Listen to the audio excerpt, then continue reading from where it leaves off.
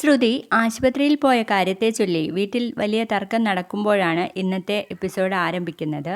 തന്നെ എല്ലാവരും സംശയിക്കുന്നു എന്ന് കണ്ടപ്പോൾ ശ്രുതി തൻ്റെ വജ്രായുധം പുറത്തെടുക്കുന്നു.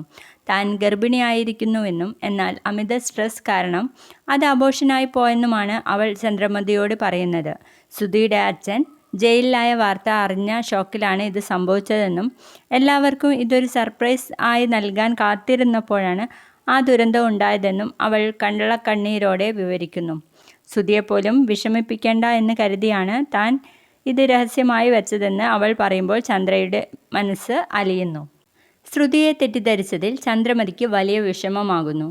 സത്യം അറിയാതെ താൻ ഒരുപാട് കുറ്റപ്പെടുത്തിയെന്ന് പറഞ്ഞ് ചന്ദ്രമതി ശ്രുതിയോട് ക്ഷമ ചോദിക്കുന്നു.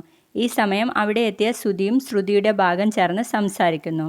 സത്യത്തിൽ ശ്രുതിയെക്കുറിച്ച് വീട്ടിൽ കാര്യങ്ങൾ പറഞ്ഞു പരത്തിയത് രേവതിയാണെന്ന് അവർ കണ്ടെത്തുന്നു.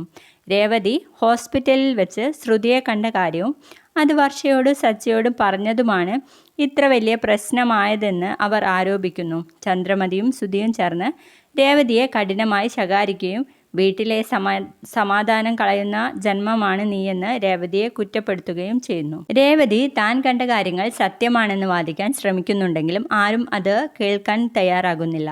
സച്ചി രേവതിക്ക് പിന്തുണ നൽകുന്നുണ്ടെങ്കിലും ചന്ദ്രമതി അവരെ രണ്ടുപേരെയും അടക്കി നിർത്തുന്നു. ഈ പ്രശ്നങ്ങളെല്ലാം കണ്ട് സങ്കടപ്പെട്ട രേവതിയെ സച്ചി ആശ്വസിപ്പിക്കുന്നു. എന്നാൽ രേവതി വിട്ടുകൊടുക്കാൻ തയ്യാറല്ല. ശ്രുതി വലിയൊരു ഫ്രോഡാണെന്നും അവൾ എന്തൊക്കെയോ ഗൗരവകരമായിട്ടുള്ള കാര്യങ്ങൾ ഒളിക്കുന്നുണ്ടെന്നും രേവതി സച്ചിയോട് ഉറപ്പിച്ചു പറയുന്നു. ആ സത്യം ഒരു ദിവസം പുറത്തു വരുമെന്ന് സച്ചി പറയുന്നു. എപ്പിസോഡിൻ്റെ അവസാനം തൻ്റെ കള്ളത്തരങ്ങൾ ഇനി പിടിക്കപ്പെടുമോ എന്ന് ശ്രുതി ഭയക്കുന്നുണ്ട്. രേവതി തൻ്റെ പുറകെ തന്നെയുണ്ടെന്ന് മനസ്സിലാക്കിയ അവൾ ചന്ദ്രമതിയോട് പുതിയൊരാവശ്യം ഉന്നയിക്കുന്നു. ഈ വീട്ടിൽ തനിക്ക് സ്വസ്ഥതയില്ലെന്നും രേവതി തന്നെ ശത്രുവിനെ പോലെയാണ് കാണുന്നതെന്നും പറഞ്ഞ് ശ്രുതിയുമായി ഒരു വാടക വീട്ടിലേക്ക് മാറി താമസിക്കാൻ അവൾ അനുവാദം ചോദിക്കുന്നു. ഇതോടെ ചന്ദ്രമതി വീണ്ടും ആശയക്കുഴപ്പത്തിലാകുന്നു. ഇതൊക്കെയാണ് ഇന്നത്തെ എപ്പിസോഡ് വിശേഷങ്ങൾ.